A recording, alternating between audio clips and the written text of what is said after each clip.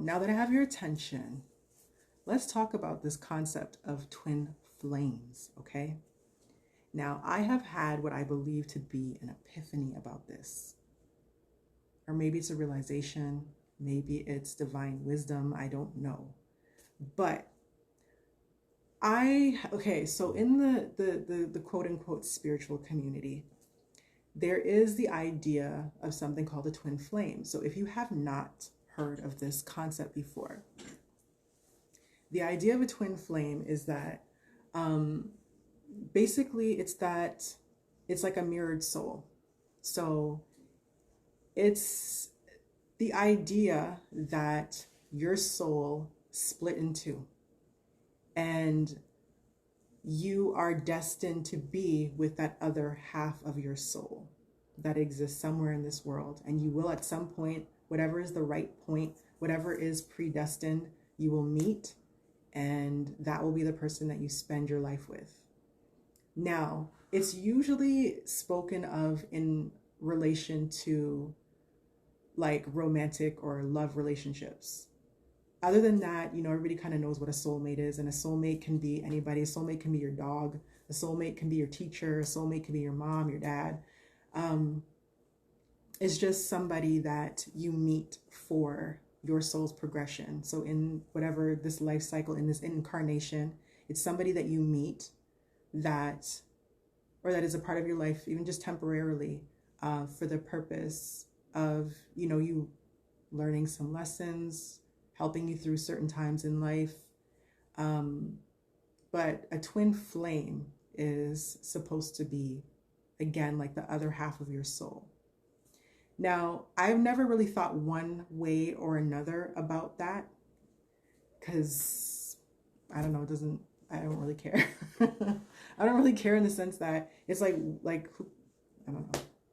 But there are a lot of people who are, I don't know what I want to say. I don't know if I want to use the term feminist, or if I want to say people who are mainly women, because it's usually women that I hear that kind of object to the idea of a twin flame. But here's my take, what I said, that I feel that maybe there is something to it. Now, I myself, I'm a Gemini, and I mean, there's more to life than just, not more to life, but there's more to astrology than just your sun sign, of course. Some people don't know that, and some people do. But, you know, there's stereotypes about Geminis and things like that. And there's certain things that I've seen, like, you know, the whole idea of multiple personalities and all the rest of that kind of stuff. I don't necessarily buy into that. I don't know if it's because, I don't know. I just don't feel like I fall into that. One thing I did notice about Geminis that I do feel is very true is that you can either be extroverted and then just instantly just become introverted, or you could be introverted and become extroverted. All the Geminis that I know besides myself are very extroverted, but they can become introverted, meaning that they could just be everywhere they go, life of the party, loud, talking, having a great time, and then all of a sudden they're just really quiet. And that actually is pretty freaky and scary because I've seen it happen in like ways that are so extreme that I'm like, oh my gosh, are you okay? Like, hello, are you okay? It's like literally they're out having fun and everything. All of a sudden it's like, and I'm like, oh my gosh, it's creepy as hell. But I can say for myself, I have very distinct moods. Like if I'm happy, I'm happy. But if you upset me, then I'm just upset until it's over, until it passes.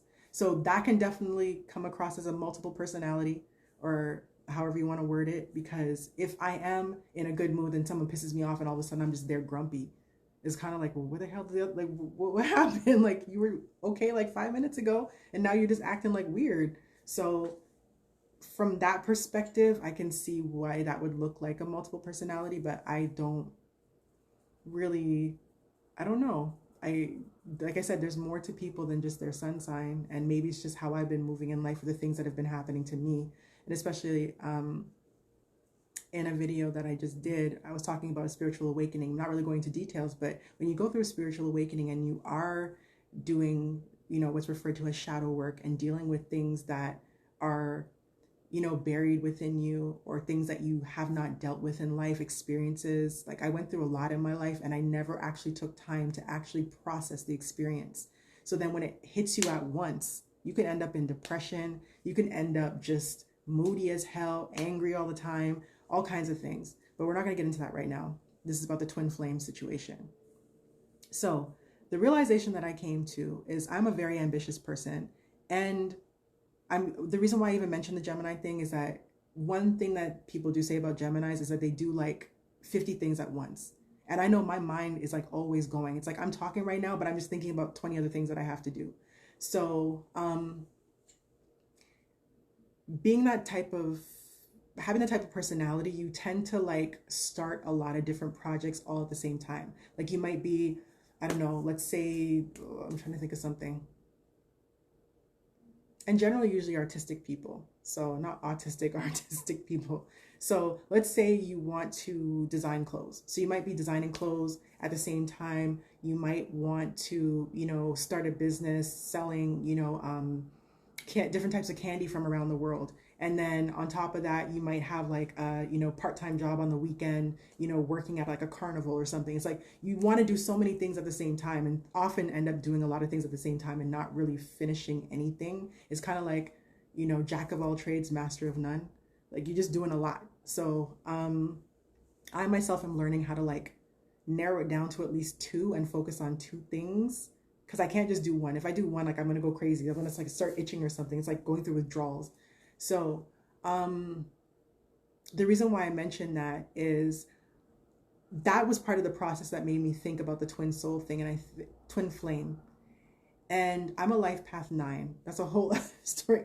If you're not into this type of stuff, that's a whole other story. But being a life path number 9, so the life path numbers go from 1 to 9 and then 11, 22, 33. So those are like what they refer to as master numbers. So usually at that stage, you're kind of like not really going through cycles of learning. You're kind of at like the teacher stage. So I'm a life path 9, which means that it's about closing out cycles. And there also are things that you're supposed to learn at this stage and at this phase. But when you're closing out cycles, so just imagine that all the different incarnations, doesn't mean you've only had 9 incarnations, but all the different incarnations that you've had, anything that you have not completed, you're going to have to face and deal with in this lifetime, which could also explain the reason why I've had like a lot of challenges. And then on top of that, you have to deal with whatever you have to deal with in this incarnation as well. So that being the case, I feel like maybe the idea of a twin flame has nothing to, not nothing, but maybe it's not so much about a love relationship as it is that maybe because your soul has so much to do that it might split.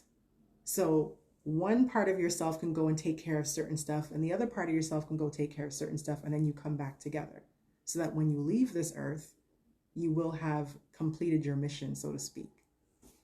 That is my idea of what I feel like a twin flame is. I never really put much thought in it, like I said, because I don't know. I don't really think about those types of things. I don't really think about soulmates and stuff like that. I recognize what that is and I believe in that. And I just always hear other people talking about twin flames and they don't really like to believe that, there's just that one person in the world that's like destined to be with me. But I don't think that that's such a bad thing. Like if literally that's the other half of you, like what's better than that? That person, like you guys would probably just, it's like puzzle pieces. Like you probably would mesh really, really well with that person. But I think it's like taking away somebody's choice.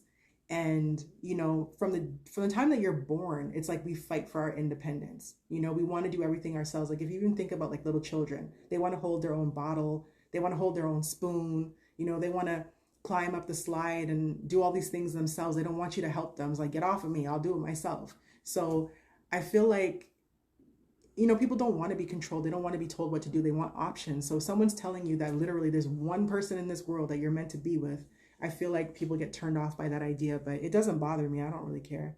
I'm just saying that that's That's my 2 cents on the twin flame situation. Spread the word. I got your bird. Spread the word. Why do I keep doing that? Every time I'm about to end a video, I start jiggling and shaking and doing weird stuff. Okay, bye. Bye.